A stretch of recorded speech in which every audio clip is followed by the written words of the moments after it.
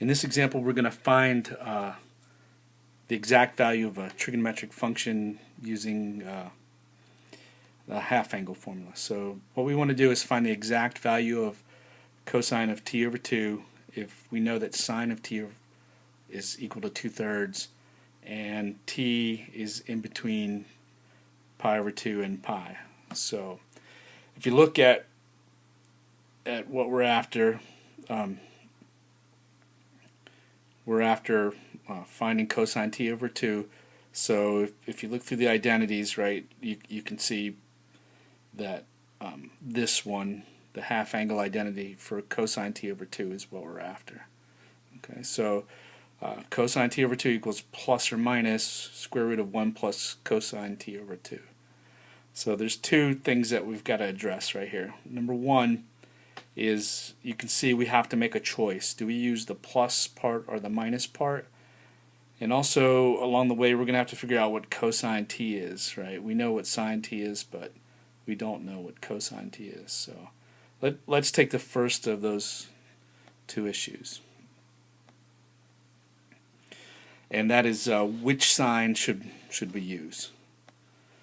So we are given some information about t. We know that t is greater than pi over 2 and less than pi. So if you look on the unit circle, or not look on the unit circle, but what we're after is some information about cosine t over 2. That's what we're after, right? So the formula was, or the identity was, cosine of t over 2 equals plus or minus. So what we want to do is to take this information that we know about t, right? We want to get some information about t divided by 2. So what I'm going to do is take and I'm going to multiply each part of this inequality by a half, because if I do that in the middle I'll get t over 2, which is what I'm trying to find. So let's do that. Let's multiply each part of the inequality by 1/2. And when we do that, we wind up with this after simplifying. We get that t over 2 is greater than pi over 4 and less than pi over 2. So now if you look on the unit circle, right, that locates t over 2 in the first quadrant. Okay, so we know that t over 2 is in the first quadrant.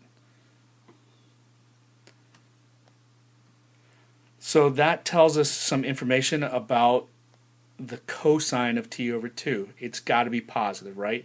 T over 2 is in the first quadrant. Angles in the first quadrant have positive cosine. So that tells us that we had better use the plus part on our identity. Okay, so we throw out the minus part. We know that the cosine of t over 2 is going to be positive. So we've made our choice as to which one we want to use. Now, the only thing left to do is find out cosine of t, right? And when we figure that out, we're going to plug it right in here into the identity and then compute cosine t over 2. Okay, so finding cosine of t, well, we're given sine t, right? We know sine t is 2/3, so we're going to resort to using the Pythagorean identity here, sine squared t plus cosine squared t equals 1. So we know sine t is 2/3. Square that out to get 4/9, and then solve for cosine squared t by subtracting 4/9 from both sides. Alright, so 1 minus 4/9 is going to give you 5/9. And then we take the square root, don't forget the plus and minus. And we're going to do a little simplifying on the radical here. We don't really want to leave this fraction underneath the radical, so we'll use the properties to split that up. And then we know that square root 9 is a 3. So what we wind up with is that the cosine of t is either positive or negative square root 5 over 3. So we have some information about t, right? T is greater than pi over 2, less than pi. So looking on the unit circle, that puts you squarely in quadrant 2, right? And quadrant 2 angles have negative cosines. So we would choose the negative sign for cosine of t. Alright, so we know what cosine of t is. So going back to compute what cosine of t over 2 is, we replace cosine of t by negative square root 5 over 3. And then we've got a lot of simplifying to do. Okay, so the answers might be in lots of different formats, but looking at this format right here, we have a complex fraction, right? That is a fraction that has a fraction in the top or bottom or both. So it's a fraction within a fraction. You definitely want to get rid of that when you're simplifying these things. And to me, the easiest way is just to multiply by a half, right? Dividing by 2 is the same as multiplying by a half. So that's all I'm doing there. And then I'm going to distribute that 1/2 through the parentheses. So it looks a little better now. At least I don't have a complex fraction, but I still have fractions underneath the denominator. So what I'm going to work towards is getting rid of those fractions.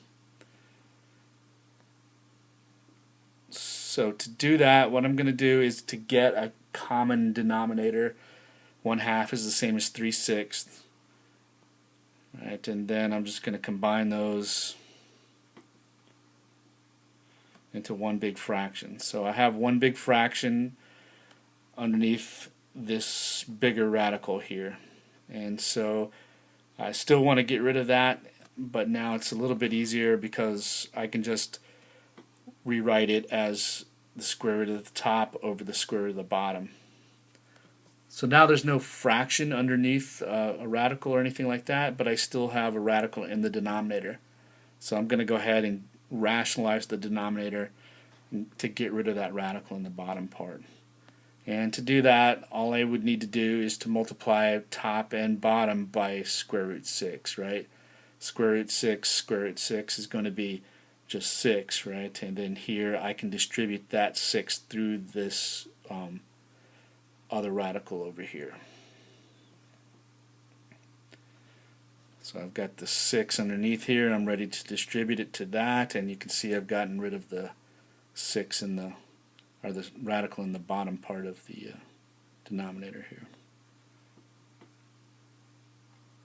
Okay, so that's what I had before, and then just distributing that out, I get that cosine of t over 2 equals square root 18 minus 6 times the square root of 5, all of that divided by 6.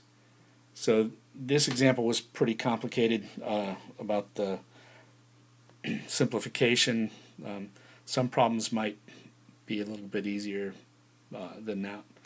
It just kind of depends, but generally speaking, what you want to do to match your answer, say like to most books or on a quiz or on a test, they probably would not leave fractions underneath a radical, and then they probably would also, rationalize the denominator. Make sure that there's no radicals or square roots in the bottom part of this fraction.